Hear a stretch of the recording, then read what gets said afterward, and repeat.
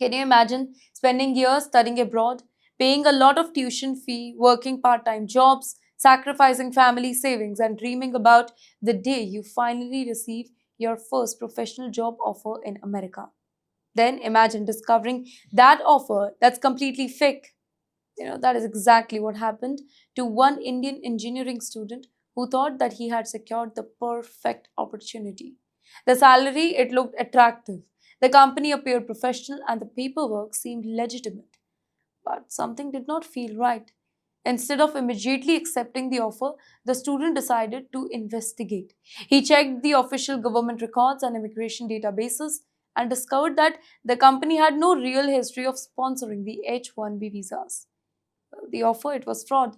What makes this story remarkable is not the fraud itself, but the growing awareness among the Indian students. Across American universities, students have become increasingly cautious. They are verifying employers, they are checking legal records, they are researching the company history, speaking with former employees, and ensuring immigration compliance before making any decision. Here, the reason is simple. For international students, one wrong decision, it can affect their entire future. With nearly half of all OPT participants now coming from India, the stakes have never been higher. Well, here students know that falling for a fake employer, it could destroy years of hard work and potentially jeopardize their immigration status. The American dream, it still exists, but today's students, they are approaching it in a much greater caution way than the previous generations. Now, for years, many Gujaratis living across America, they saw Mr. Donald Trump as a leader who understood business. They believed that a businessman president, he could create more opportunities, lower cost, strengthen the economy and help the entrepreneurs succeed. Many supported him very enthusiastically, campaigned for him and voted for him believing that their businesses and families they would be benefit. But today, many of those same supporters they are expressing disappointment and frustration across states like Pennsylvania, Virginia, Illinois, New York, and Texas. Gujaratis say that life has become more expensive than ever before. Grocery bills that once seemed manageable have kind of doubled. Families say that what they could buy for maybe $100 a few years ago, that particular thing now costs $200 or even more. Rising fuel prices, higher transportation costs, and uncertainty created by global conflict.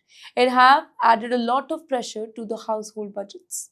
Small business owners who expected profits, they are now struggling with increasing expenses. While here some say customers they are spending less while operational costs continue to rise. Others complain that labor shortage it has kind of become severe because fewer migrants are arriving and more workers are leaving.